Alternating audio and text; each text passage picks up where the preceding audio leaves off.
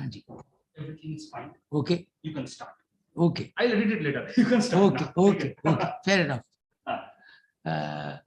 The sound is coming, being recorded, but not audible It to will me. not be audible to you. Okay. Okay. Outsiders will be audible to Okay, you. okay. You will be audible to them. Okay. Okay. Okay. Okay. Fair You can enough. start. Okay. Thank you.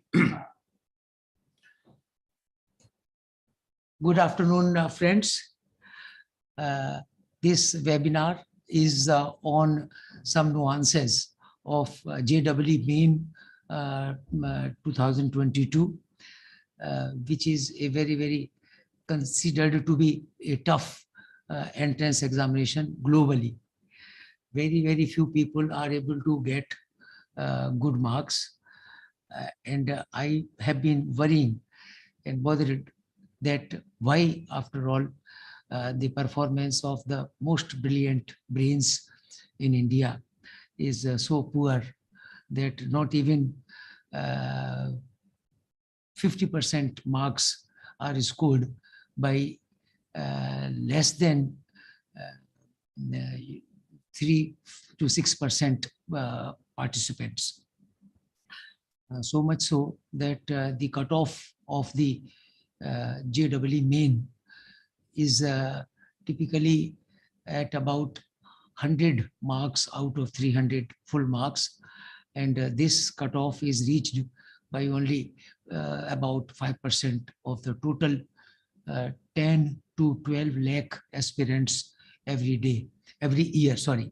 Every year, more than 1 million aspirants after their 12th and after some additional preparation, they appear in this exam, and the results are very disheartening for the most of the participants. I found that much less than 0.1% of these 12 lakh students are able to make the cut, and they are entitled for selection to the top 100 engineering colleges in India, including 23 IITs, which are globally reputed engineering degree education colleges. So we start with some of the nuances of this coveted entrance examination called JEE Main. And this year, the first session is about to start on 20th June, just after 3 days.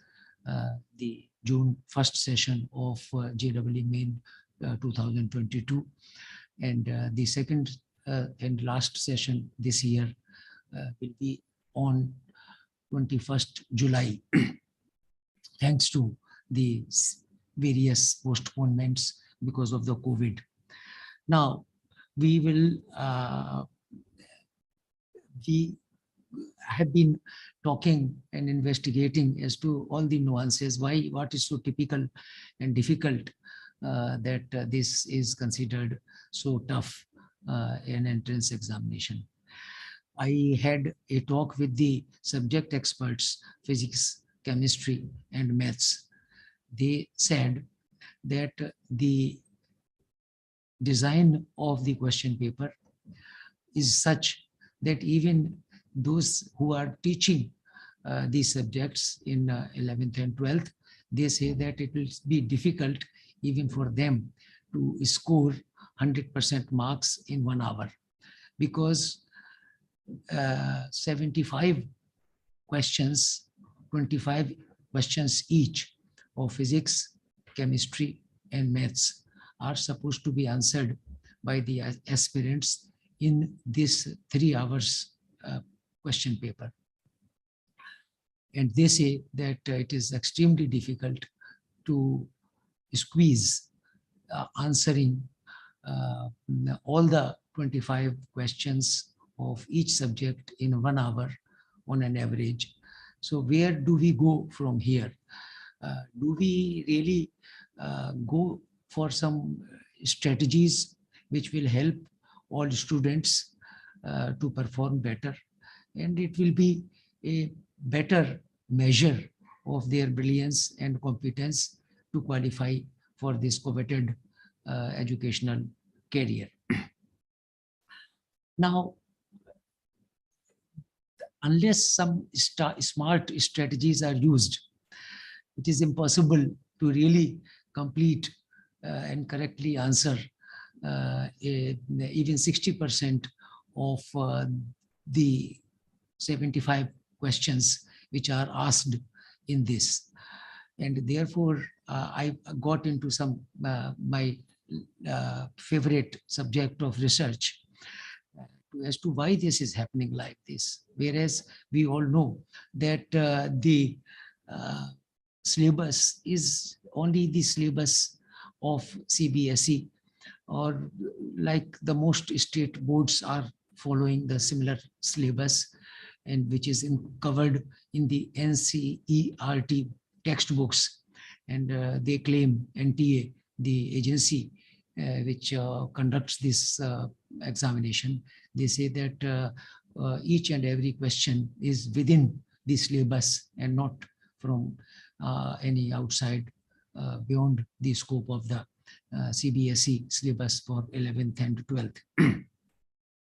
So in that, there I went through a a massive study by IIT Kharagpur of IIT, this JEE. It happened to be for advanced, but they found that most of the people are not able to complete the paper.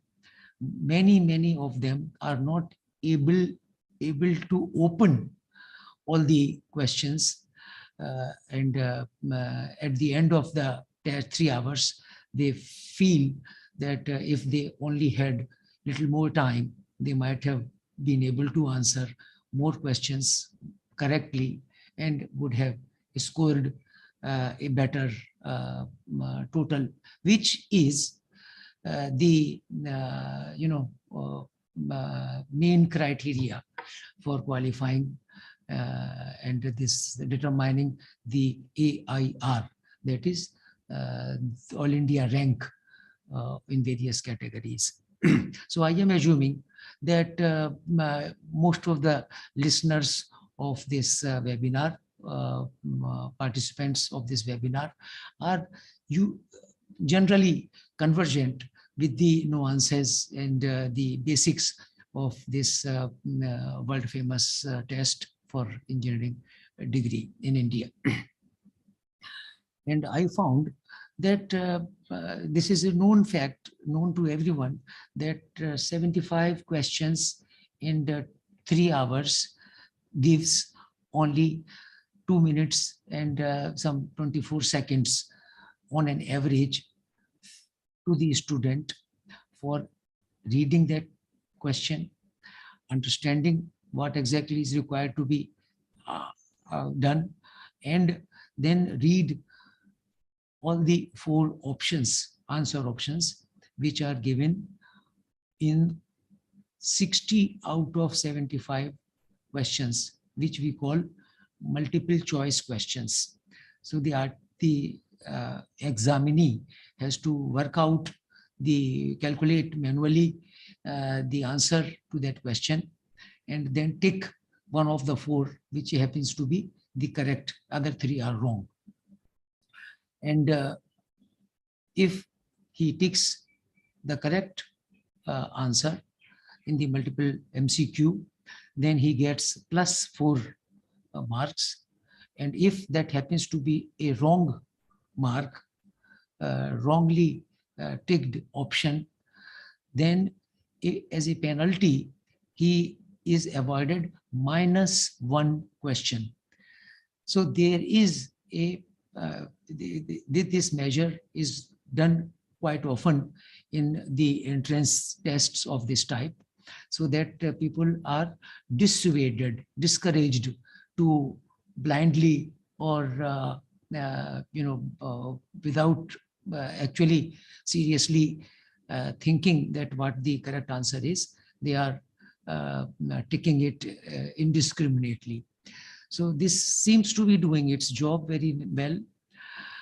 However, some students, I believe, from the Quora answers, very few students have claimed that they resorted to uh, intuitively mark the correct questions, correct answers for the tough and hard multiple choice questions, MCQs, particularly when they found that at the rate, average rate, which is the time required, it will definitely not enable them to answer even 50% or 40% questions.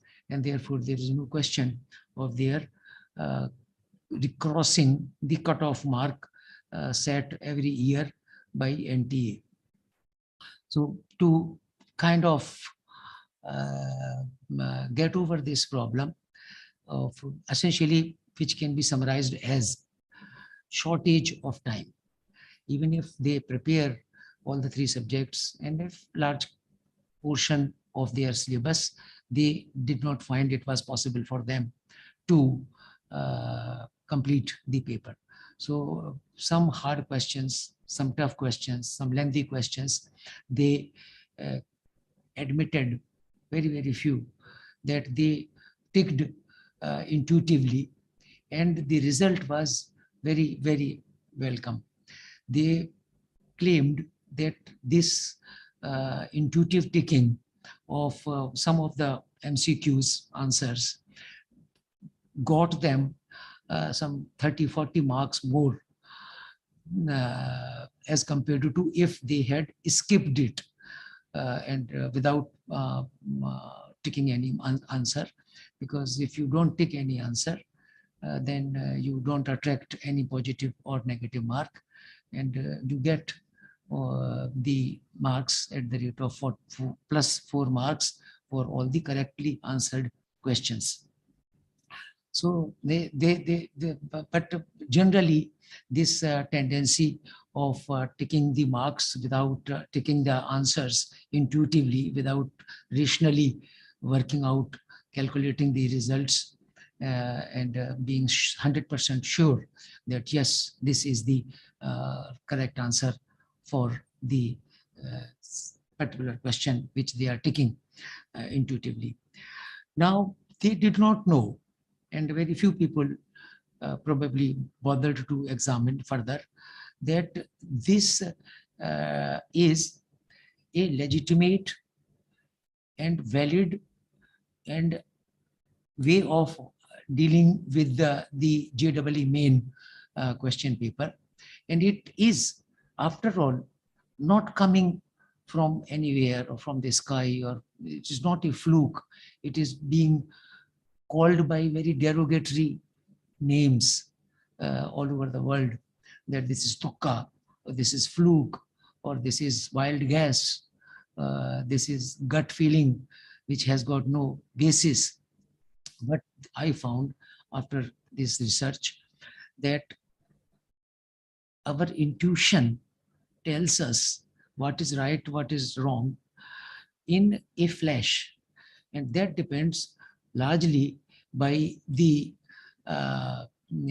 question, by the huge lot of information uh, in our subconscious mind, which we have picked up and stored in our memory over the 4 or 5 years of preparation of physics, chemistry, and maths from 9th, 10th, 11th, and 12th standards. And in addition to that, a very large percentage, about half of them, have been taking special coaching classes for cracking JEE main examination entrance test. Now I will come to what is the statistical theoretical basis of this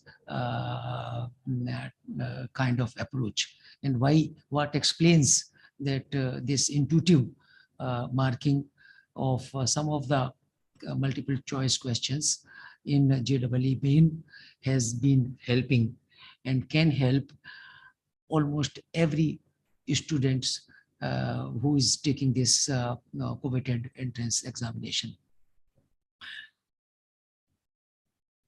Very simply speaking, I will go to the slides as we go on, but briefly let me put it here at the outset, which I have put in the form of a book also, JEE Main, Easily Boost Your Rank Using a New Strategic Approach.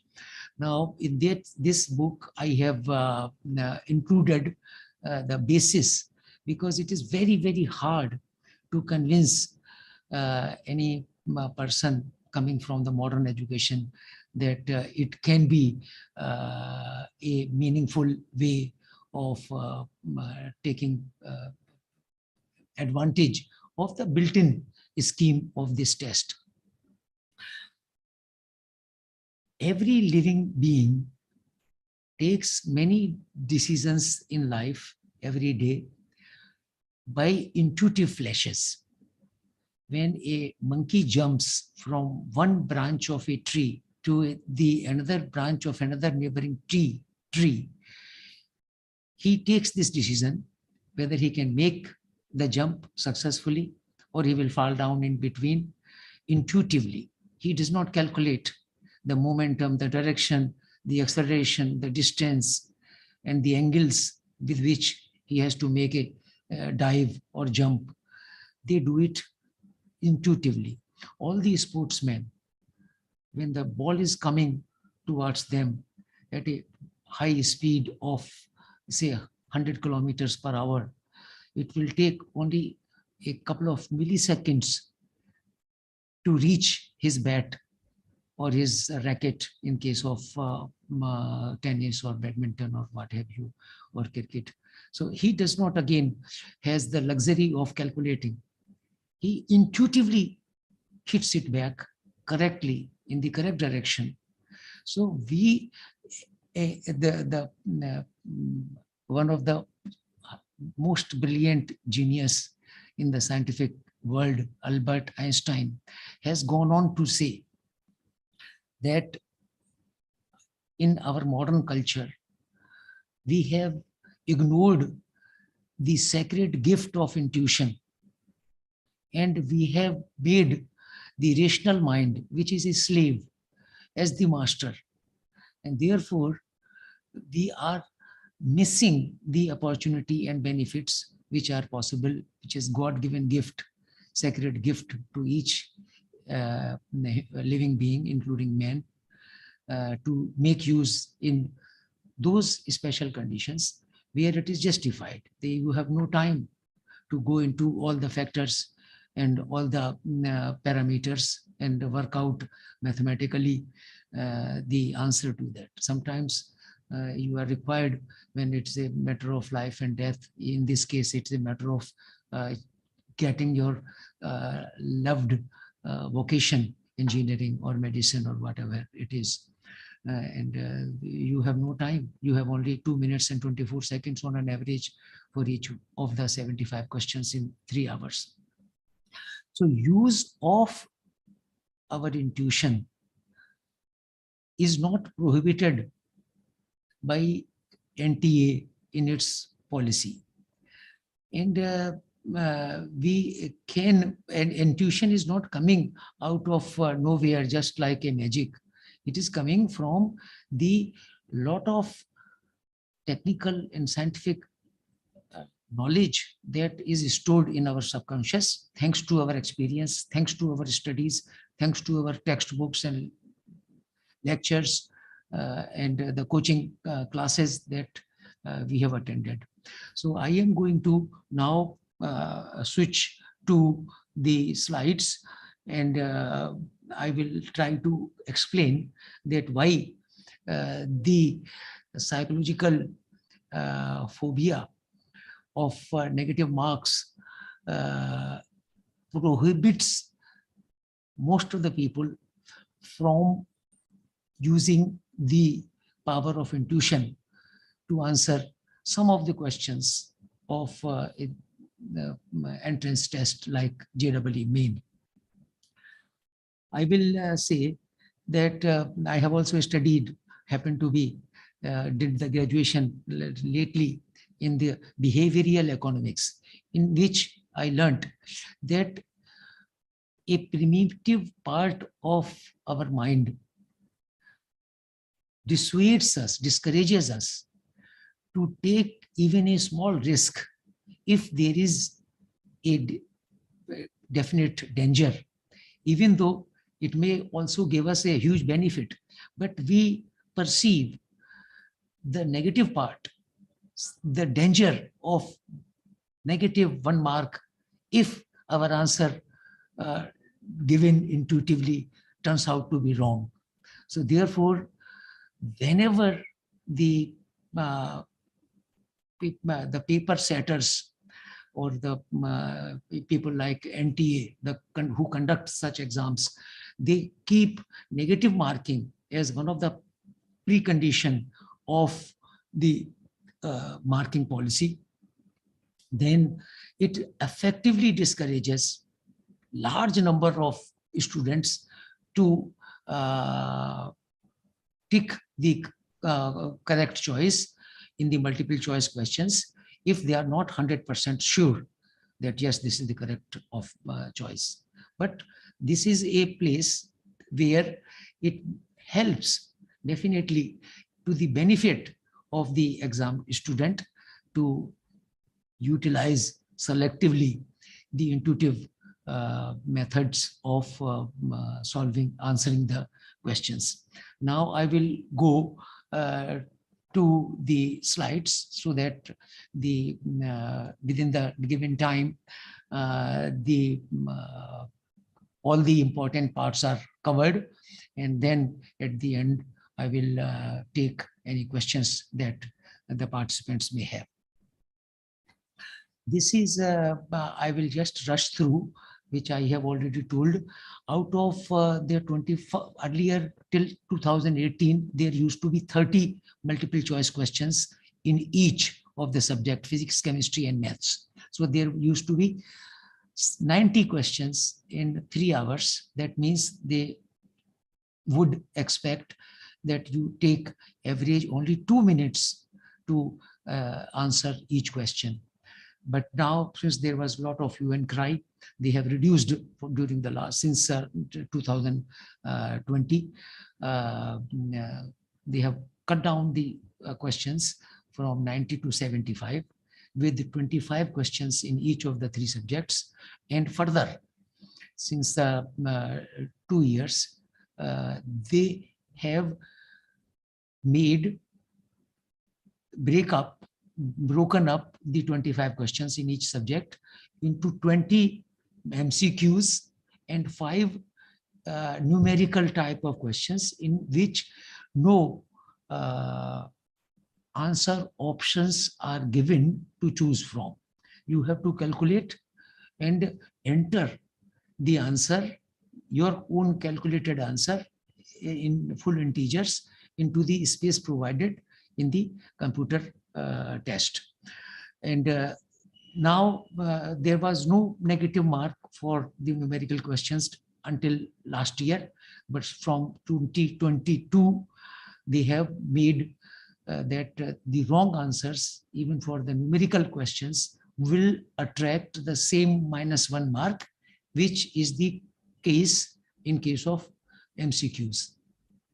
So, and I might add here, reminds me that JEE Main has 2 more papers, which also every participants can take.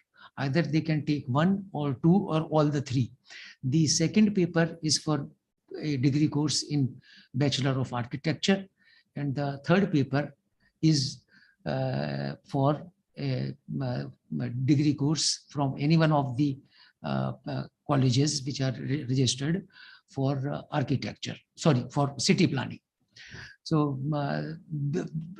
I am covering in this talk the paper number 1, which is for BE or BTech in large number of branches of basic engineering courses. Now I will go to the next slide. as I have mentioned, that about 1 million or 12, 13 lakhs aspirants appear in JEE main, all three papers every year. And all 23 IITs in India, they have increased this number gradually, now have about 13,000 seats, which happens to be only 1% of the total number of participants which appear in JEE main every year. The next about 30,000 seats are in 77 odd government funded technical institute, GFTIs. Other than IITs, they are also the very prestigious, reputed colleges. The fees are low and they have a high reputation and placement statistics after passing out, taking the degree there. Now you will ask naturally that almost 12 lakh people take JEE main. They all are interested in engineering degree. So what happens to the rest of them? So rest of them are filled by private colleges. About half of their seats, about 13, 14,000 lakh seats they have together, but they are filled only half of the remaining JEE candidates then seek admission in one of the 3,000 private engineering colleges in India. And the happy news is this, that many private colleges also consider the rank, the All India rank scored by the participant when they apply for admission in those colleges. Now I will go to the third slide, which is a table which I made after a lot of research as to what is the distribution of participants for each total mark out of the 10.74 lakh candidates of JEE main of the year 2018, which only was available in the public domain. So I did some number crunching, and I will probably, this is a table which I derived at of the total marks obtained by the clusters between 0 -40 to 0, +1 to +50, 51 to 100, and right up to 360. As I told, in 2018, there were 90 questions, and the total marks was at the rate of 4 marks per question as 360 marks. So I will only explain, for example, the row number 2. This is talking about the cluster of aspirants out of nearly 12 lakh, 11 lakh candidates, which fell into the total marks scored by them between +1 to +50. It was staggering 7,43,629, nearly, let us talk 7.5 lakhs, which is nearly 70% of the total number which appeared, which took this test and whose marks were available to the NTA and the researchers. Out of which, say this is, if you add the 8% which which got less than 1, in fact -40 to 0 marks, if you add that also, then this becomes 76 cumulative percentage from -40 to 50. And the interesting thing is that if you divide this cluster of marks by the number of participants which fell into that cluster, you get a staggering nearly more than 14,000 participants, all having the same total marks. So just imagine how difficult it was to give each of those 14,000 odd participants a different rank, because they all had the same marks. For example, 25 marks out of 360. So this this will be more clear to you in the next slide. This is histogram in which we have plotted the number of aspirants per single total mark. This number of aspirants is in thousands. So this y-axis is from 0 to 15,000. And on x-axis, we have got the minimum marks, which was well into the minus, and up to 360. Now this parabola, sorry, this hump type of curve that you are seeing with a peak at around between 14,000 and 15,000, this occurs as low as at 25 marks out of 360, which is not even 10% of 360, which means that each at each mark on the x-axis, 24, 25, 26, there were 14,000, 15,000 candidates.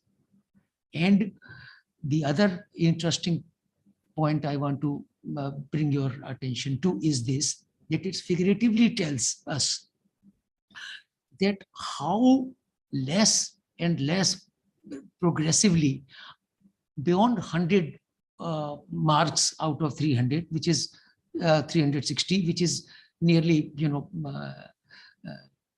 18% or whatever, 20%.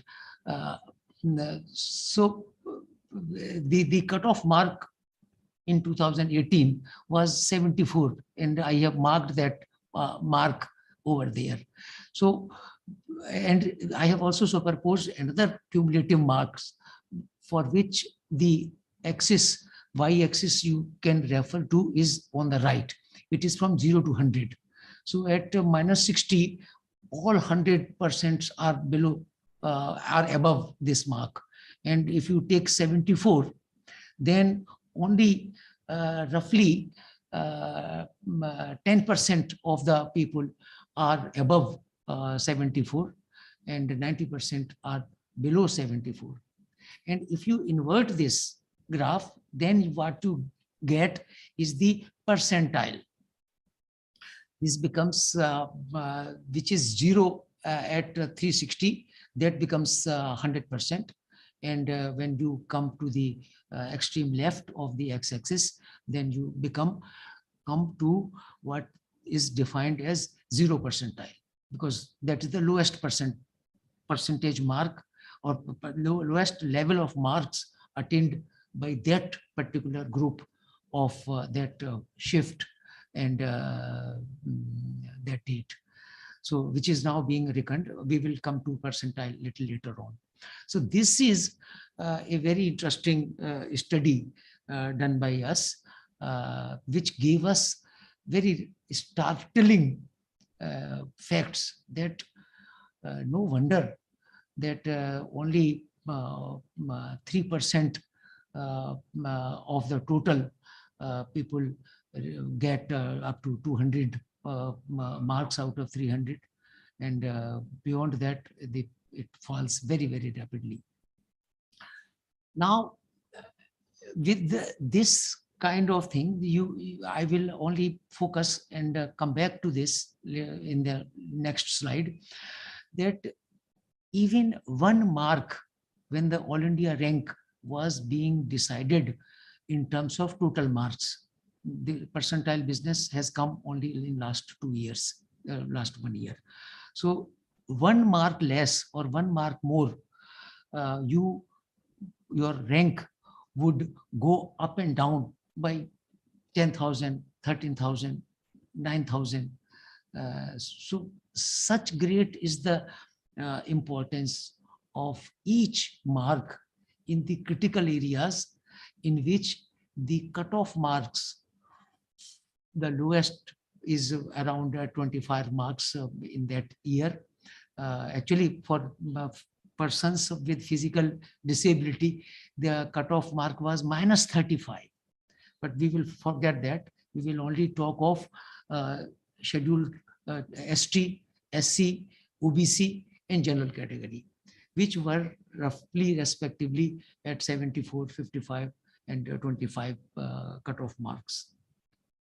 Now, if these people, by some smart strategy, add even 20 marks, 30 marks, they will cross the cutoff of JEE main and will be entitled for seeking placement, if not in IIT, because the IIT is a different ball game.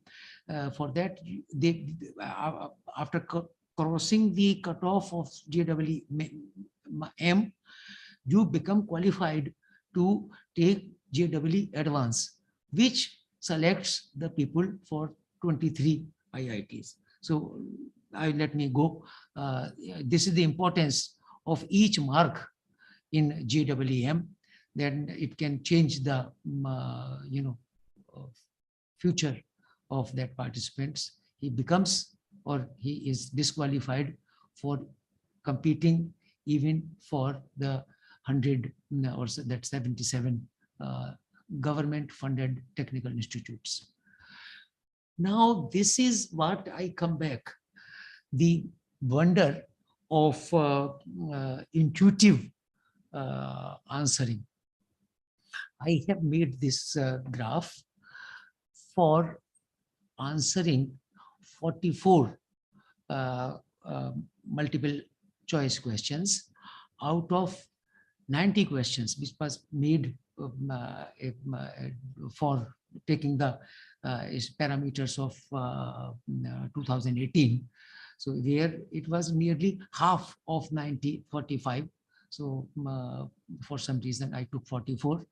And if the candidate answers number one, the business as usual, 99.9% candidates used to just ignore the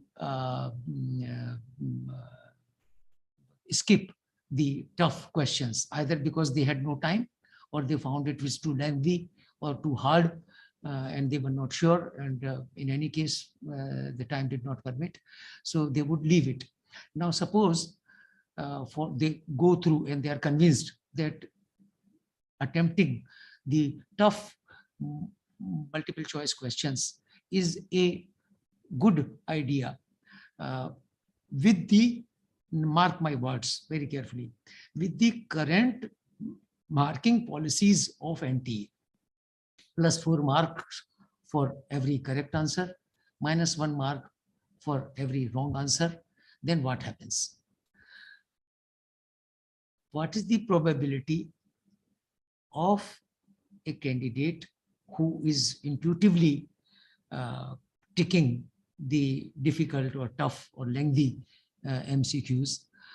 This can be mathematically worked out, found out very accurately, depending upon you assign a probability, that what is the probability of marking a correct answer. Now, JEE main has built into its design that probability is 1/4, because out of 4 questions offered in the each MCQ, 1 is definitely correct and 3 are definitely wrong.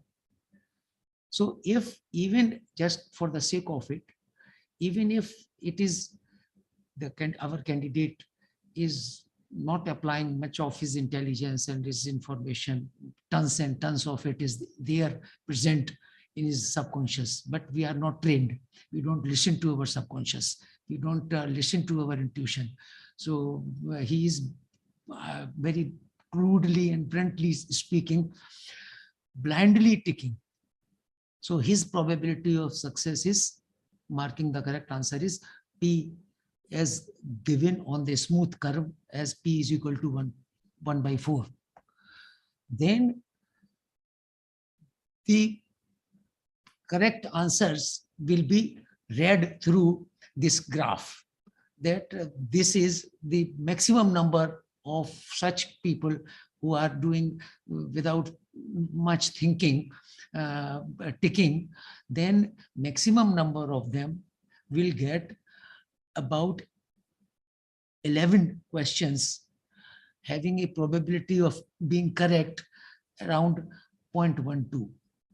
And since they are very close to each other, so two of them out of sorry, two adjoining cases, X value 11 questions correct answers and 12 questions correct answer. These both probabilities will give them two correct answers. Sorry, 11 or 10 or 11 correct answers out of 44 ticked by them. But listen very carefully.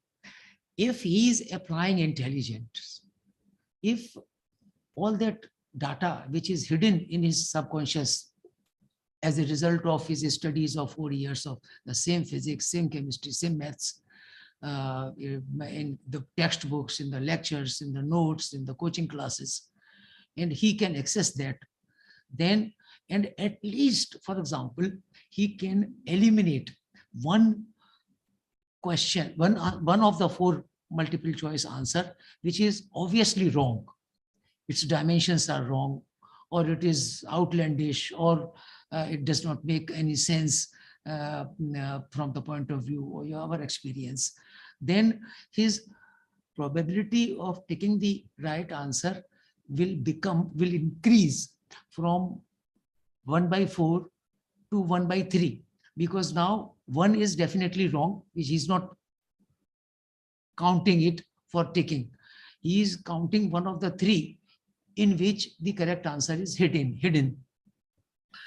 Then this entire binomial probability function, distribution function plot shifts to the right. And then the doublet peak is coming somewhere between 14 and 15 questions, which will turn out to be correct out of the 44 questions which he has ticked using his intuition.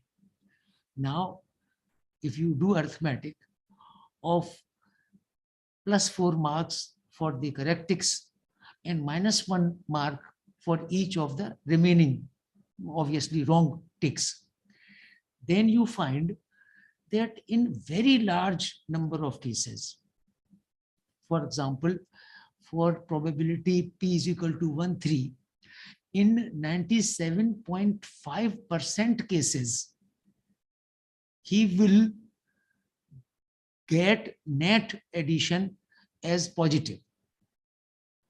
Only 2.5% cases, the probability curve goes to such a low probability, touching almost 0. Even in case of 1.4, the continuous curve is there. In that case, it is 18% people can have some -1, -2, -3, up to -8, 18% cases. But when the probability of success is 1/3, then that probability is very, very, very negligible. And he has all the reason to be happy that he's listening to his intelligent intuition, increasing the probability of success from the worst case cannot be worse than 1/4 to 1/3, or it can be anything, 1/3, 1/3.5 or 2.5, 1/2 even. Exceptionally intelligence, some people can say that no, it is the choice is only between this number 3 and number 4. So then the probability will be half. And if he's answering those types of questions with the probability of half, then he will end up getting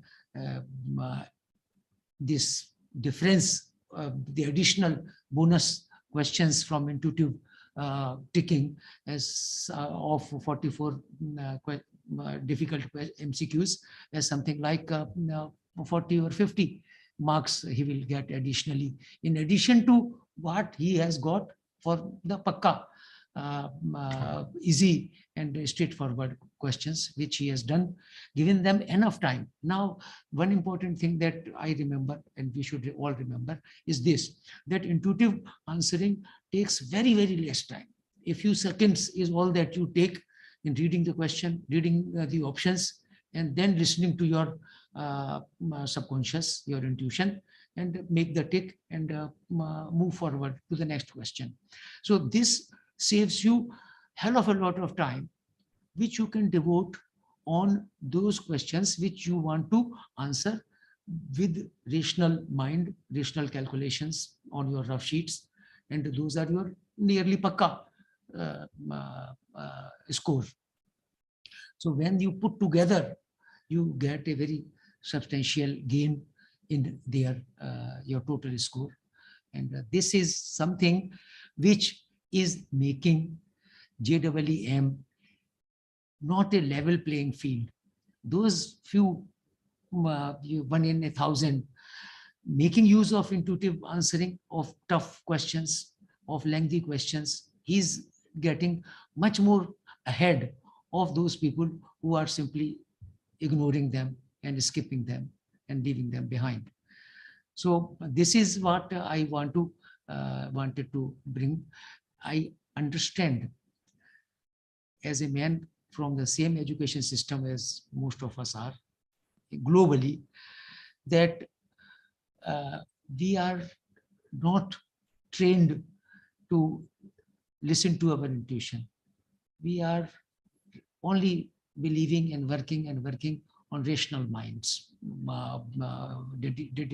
deductions.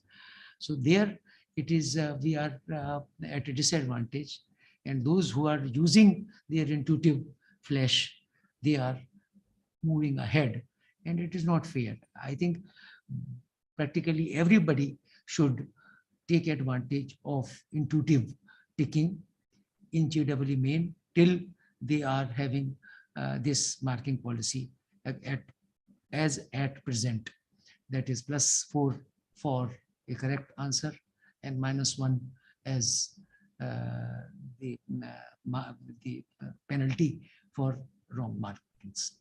Now, last slide I will flash. I presume that you all know the definition of a percentile, and the percentile by definition of a given set of data is minimum has to be 0. It cannot be negative.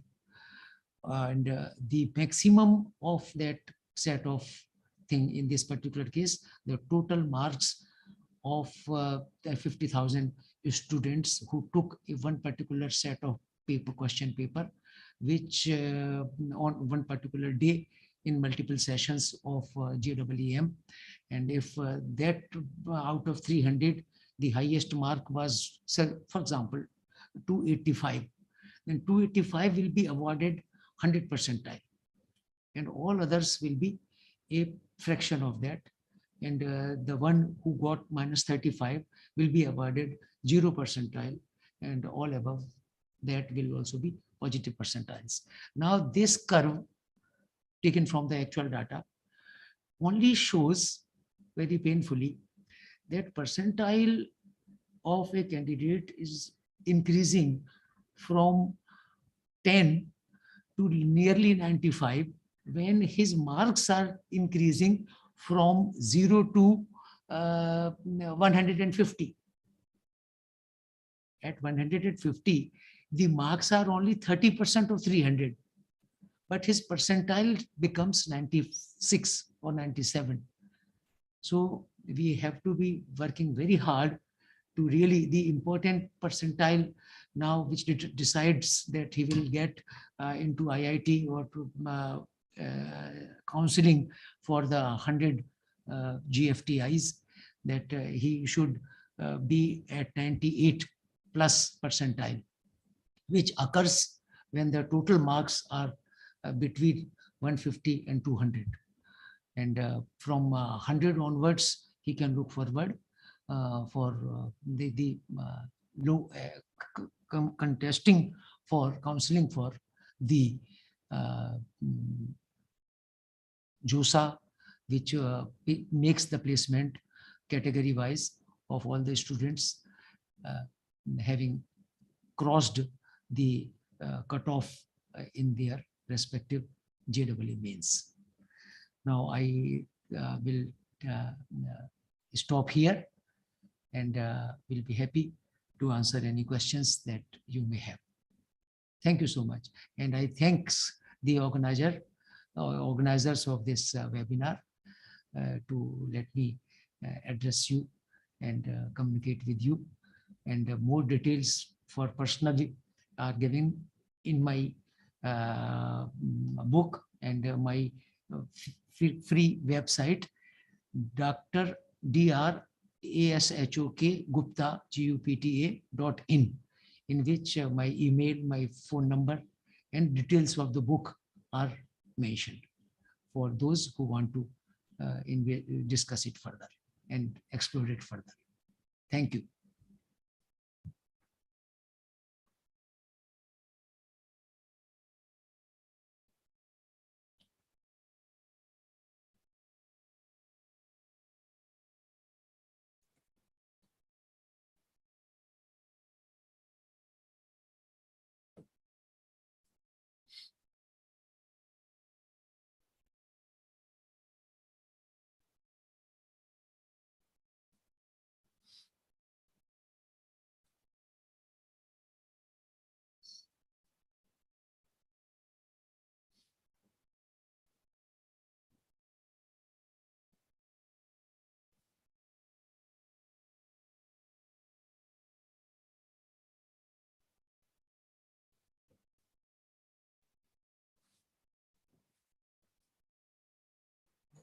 हाँ? कुछ नहीं, कुछ आया नहीं, no.